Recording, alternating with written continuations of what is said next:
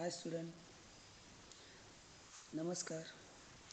आज हम सिंधु का जल ये अशोक चक्रधर जी की काव्यधारा देखने जा रहे हैं।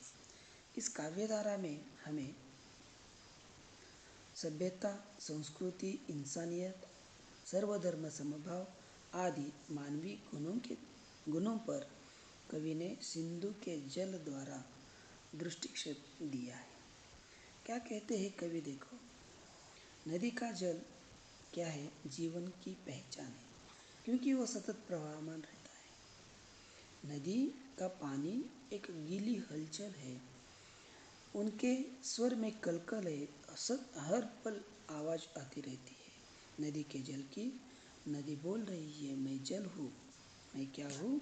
जल हूँ। हर पल कलकल करने वाला मेरा जल है। और सतत प्रवाहमान रहना यही जीवन की क्या है? पहचान है। हमें चलते रहना चाहिए। प्रसंग कैसा भी हो, जीवन किसी भी तरह कटे बीते, हमें चलते रहना चाहिए।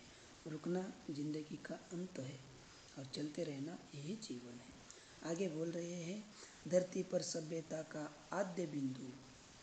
सिंधु यानी धरती पर सभ्यता का आद्य बिंदु। जीवन का अंकुरन यहाँ सिंधु या पानी में ही हुआ।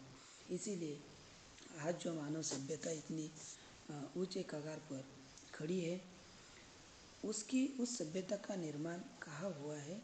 तो सिंधु यानी जल में ही हुआ है। देखो, बोल रहे हैं कवि हमें, संस्कृति ने सांस ली है मेरे ही किनारे पर, मेरे ही तटों पर इंसानियत के यज्ञ हुए हैं।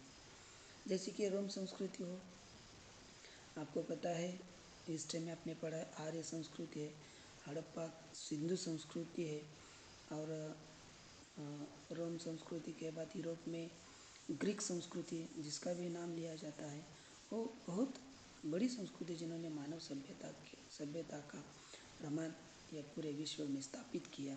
ये संस्कृतियाँ नदी के किनारे ही विकसित हुई, और जो ज्ञान की बातें पूरे विश्व को जिन ऋषि मुनियों ने हमें दी, बताई, वेदों का निर्माण हुआ।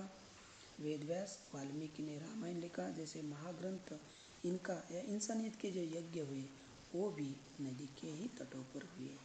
मतलब नदी बोल रही कि मेरे ही किनारे पर संस्कृति ने सांस ली, इंसानियत के यज्ञ हुए, गति कभी ना मंद हुई। गति में चंचल पर भावना में अचल। मैं भावना में अचल हूँ। मेरी जो भावना है, मेरा जो समभाव है, वो कभी नहीं बदलता, चाहे गति में मैं चंचल हूँ। आगे सिंधु का जल ही बोल रहा है कि मैं सिंधु नदी का ये पावन जल हूँ। पावन यानी पवित्र। जल हमेशा पवित्र होता है, क्योंकि वो कभी भी भेदभाव नहीं करता, निस्वार्थ भाव से अपना धर्म निभाता रहता है। देखो, इसी बात को यहाँ उजागर किया है कवि ने। यह नदी बोल रही है कि हमें, मैं नहाने वाले से नहीं पूछता उसकी जात, उनका मजहब, उनका धर्म, मैं तो बस जानता हूँ जीवन का मर्म। कितनी अच्छी बातें हैं, कितनी अच्छी सीख यहाँ हमें मिलती है। नदी बोल रही कि मैं नहाने वाले से नहीं पूछता उसकी जाति। इंसान को जाति पूछते हैं। इंसान की मानव सभ्यता अभी तक इतनी आगे नहीं गुजर गई है कि एक इंसान दूसरे इंसान को बस इंसान ही समझे।